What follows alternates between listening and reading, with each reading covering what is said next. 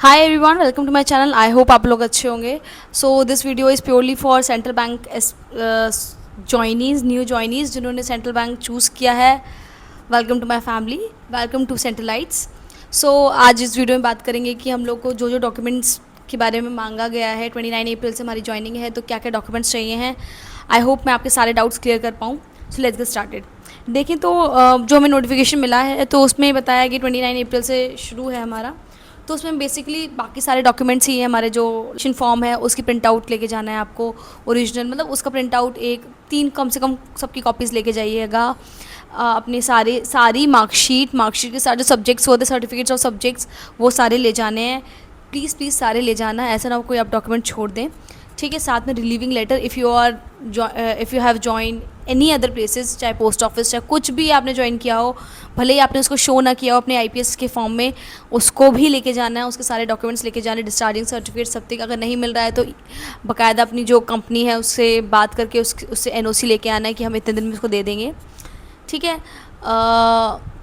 ये सब चीज़ें आपको कंप्लीट करके आनी है।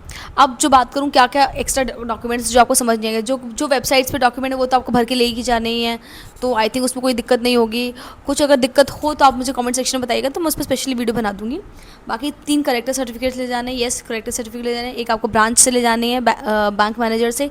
कृपया डिप्टी मैनेजर से नहीं लेके जाएँ, क्योंकि रिजेक्ट हो जाएगा, वहाँ जाके फिर आपको दिक्कत होगी। तो बैंक मैनेजर ही लो, अगर उस बैंक का नहीं करा दूसरे बैंक का जहाँ आपका अकाउंट है वहाँ जाके करवाइए। बैंक मैनेजर के ही साइन होने चाहिए। दूसरा, आप तहसीलदार या एसडीएम जो भी चीज़ होती है, मतलब इनसे आप साइन करवा सकते हैं। सेकंड, तीसरा आपको अपने कॉलेज से जहाँ से आप पास हुए हैं वहाँ से करवाना है। ये सब आपको वहीं से ही करवाना पड़ेगा, और कोई ऑप्शन नहीं है। वहाँ जाके गिड़गिड़ाइए, कुछ भी करिए, आपको वहीं से लेना पड़ेगा। 3 करेक्टर सर्टिफिकेट आपको वहाँ से चाहिए। देन उसके बाद डिस्चार्ज सर्टिफिकेट। अब main important, police verification. I have so many DMs about the police verification. कैसे कैसे कैसे सी मैं अपना उत्तर प्रदेश का बता सकती हूँ कैसे करना है।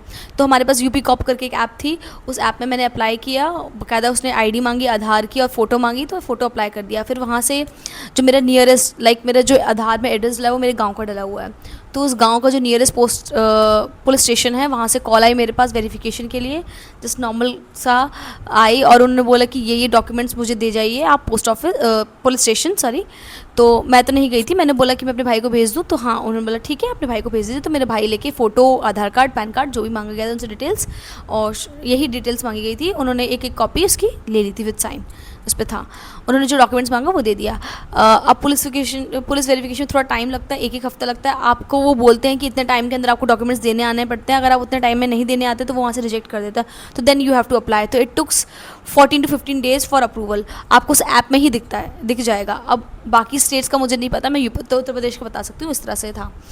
ठीक है, उसमें कुछ भी डाउट होता मुझे बताइएगा। अब सिबिल स्कोर की बात करें, हमारे सिबिल स्कोर एप्लीकेशन फॉर्म में साफ साफ लिखा 650 प्लस चाहिए। आपको खुद से कुछ नहीं करना है। 650 प्लस मतलब आप वो खुद से ही जनरेट करेंगे, खुद से चेक करेंगे। ठीक है, तो आपको ये देखना है कि आपको 650 से ऊपर आ रहा है कि नहीं आ रहा है। अगर किसी को नहीं पता कैसे देखते हैं तो गूगल पे खोलिए, गूगल पे में नीचे लिख के आता है know your CIBIL score, something like that, वहाँ से आप देख सकते हैं। नेक्स्ट, मेडिकल फिटनेस वाला। मेडिकल फिटनेस वाला जो हमको एक वो पेपर दिया होगा, 2 पेपर दिए हुए हैं, तो एक तो दोनों ही हमको सीएमओ से साइन कराने हैं। यस, सीएमओ या फिर सिविल सर्जन, इसके अलावा कोई भी डेपुटेशन का आदमी नहीं चलेगा। प्लीज़ देखो, मैं क्या गई थी, मैं सरकारी अस्पताल जो था उस पर गई थी। ठीक है, तो वहाँ पे जो हेड होता है वो सीएमओ नहीं होता है, और कोई होता है, और कोई पोजीशन, तो मैंने उसके साइन करवा लिए थे। और जिसमें मुझे मतलब जो उसका क्या कहते हैं, जो ये सब करवा रहा था, फिटनेस सर्टिफिकेट जो सब ये सब करवा रहा था, जबकि सारे टेस्ट जो भी इसमें लिखे हुए थे, मैंने सारे टेस्ट A to Z सारे टेस्ट करवाए हैं। मैं एक्सरे, हार्ट बीट वाला पूरा, ECG, आइज़ टेस्ट करवाया, नोज़ और हियरिंग्स का टेस्ट होता है, साथ में अल्ट्रासाउंड ये भी मैंने पूरा करवाया, ब्लड टेस्ट पूरा करवाया, पूरा ब्लड खून निकाला था उन्होंने, ब्लड की जांच की। सोचो अब मुझे 2 दिन लगे पूरा, क्योंकि आप जानते ही सरकारी अस्पताल में कैसे होता है, पर्चे बनते हैं, एक रुपये के सारे वो पर्चे बनते हैं, फिर उसके बाद लाइन्स कैसी लगी होती है, नॉर्मली आप करवाते तो कैसे, तो पूरा सब जांच, मैंने सारी जांच कराई, फिर भी मुझे उस दलाल को पैसे देने पड़े थे। तो कुछ लोगों ने पूरे इकट्ठे पैसे 1-2 हज़ार जितने दलाल को दिए और पूरे हो गए। मैंने तो मतलब नहीं दिए थे, स्टिल उसने मुझसे 100-200 रुपये ले लिए थे शायद साइन वाइन के, कि साइन करवाने कितने लगते ही हैं। ऑल्दो हम जानते हैं कि इस चीज़ का कोई पैसा नहीं लगता, फ्री ऑफ कॉस्ट रहता है, लेकिन अब ठीक है, काम करवाना था, और जबकि मैंने सारे टेस्ट करवाए हैं, तो उसने शायद 200-300 रुपये ऐसे कुछ कुछ लिए थे, मुझे एग्जैक्ट याद नहीं है। तो उसने रुपये, तो अब वो साइन भी मेरे लिए मैटर नहीं कर रहे थे क्योंकि वो साइन एप्लीकेबल नहीं थे। फिर मैंने अपने CLD कॉल किया कि सर मेरे को CMO के साइन तो नहीं मिले, ये इनके साइन मिले हैं। तो he said no, we want CMO। Then मैं CMO ऑफिस गई, CMO ऑफिस में CMO बैठा ही नहीं है। अब जो उसका CMO के जो सील्स वो लेते हैं, मैं कितना भटकी हूँ, मैं खुद से जानती हूँ।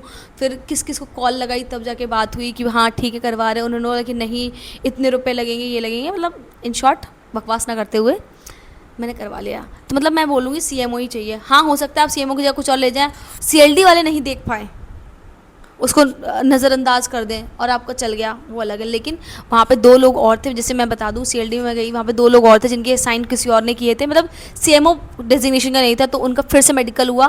जैसे मेरा CLD मुजफ्फरपुर था बिहार में, तो फिर वहाँ पे फिर उनका 2 दिन लेट रजिस्ट्रेशन हुआ, सब चीज़ 2 दिन लेट हुआ, दिन भर भटके हैं, मेडिकल में जाके खड़े हुए हैं। आप जानते हैं दूसरे शहर में दूसरी जगह कैसे परेशान होना पड़ता है। तो आई वुड से आप प्रेफर CMO और सिविल सर्जन जो भी है वो देख लीजिएगा। तीसरी चीज़ most important, PRAN number generate करना है कि नहीं करना है, खुद से करना है कि नहीं करना। आप कर सकते हैं तो वेल एंड गुड, नहीं कर सकते तो कोई बात नहीं, दिमाग लगाने की ज़रूरत नहीं है। वहाँ जाएंगे आप CLD जाएंगे, वहाँ पे सर बता देंगे कि आपको ऐसे ऐसे स्टेप्स है, इसको फॉलो करना है, आपका प्रैन जनरेट हो जाएगा। नहीं होगा तो वो खुद जनरेट करके देंगे। तो इसलिए दिमाग मत लगाइए, अगर नहीं आ रहा है समझ तो मत करिए। Next last but not the least, notarize. सबसे इंपॉर्टेंट चीज़ नोटराइज वाली चीज़ कैसे करें। हाँ उस मैटर को आपको तहसील ले जाना है, जो भी आपका तहसील नियरेस्ट जो भी हो, वहाँ पे जाके उसको प्रॉपर लिखवाना है और नोटराइज करवाना है। हमारे उस टाइम मेंशन था कि हमें लखनऊ से नोटराइज होना चाहिए, तो फिर हम लखनऊ से नोटराइज करवा के गए थे। मतलब मैंने वहीं पे एक फ्रेंड के, मेरे भाई ने का फ्रेंड था, तो उससे कहा था, तो उससे वो प्रॉपर नोटराइज़ करवाया था लखनऊ में, पूरा लिखवा के, पूरा लखनऊ की स्टैंप, क्योंकि हमें बोला गया था कि लखनऊ की स्टैंप होनी चाहिए। तो वही लखनऊ से पूरा हमने नोटराइज़ करवाया था। ई स्टैम्प भी लगा था शायद उसमें। मेरे पास डॉक्यूमेंट्स अगर होंगे तो मैं स्पेशली उसको अपने टेलीग्राम में डाल दूँगी या अपने इसमें दिखा दूँगी आपको। मुझे ढूंढना पड़ेगा उसका डॉक्यूमेंट, इफ़ आई हैव नोटराइज़ वाला। नहीं तो कोई अगर नोटराइज़ में आपको कोई डाउट आ रहा है तो मुझसे पूछेगा, क्योंकि नोटराइज़ वाला वही चीज़ है। आप तहसील जाएंगे, आप उनसे बोलेंगे नोटराइज़ करवाना है मुझे, ये फॉर्मेट है, वो फॉर्मेट लिखवा के बस नोटराइज़ करवाना पड़ता है। ठीक है। फर्स्ट पार्टी में कुछ ऐसा कुछ तो होता है। अच्छा ठीक है, छोड़िए, मैं बता नहीं रही हूँ। मैं उसकी मेरे पास PDF मिलेगी, मैं किसी फ्रेंड से मांग के वो लगा दूँगी। ठीक है, तो आपको उसका डाउट नहीं होगा। इसके अलावा आई थिंक कोई ऐसी इंपॉर्टेंट चीज़ नहीं है जो आपको परेशान करे। अगर कोई आपको डाउट हो इससे रिलेटेड तो आप मुझे कमेंट सेक्शन में ज़रूर बताइएगा, मैं इसको ज़रूर सॉल्व करूँगी। तब तक के लिए थैंक यू, बाय बाय।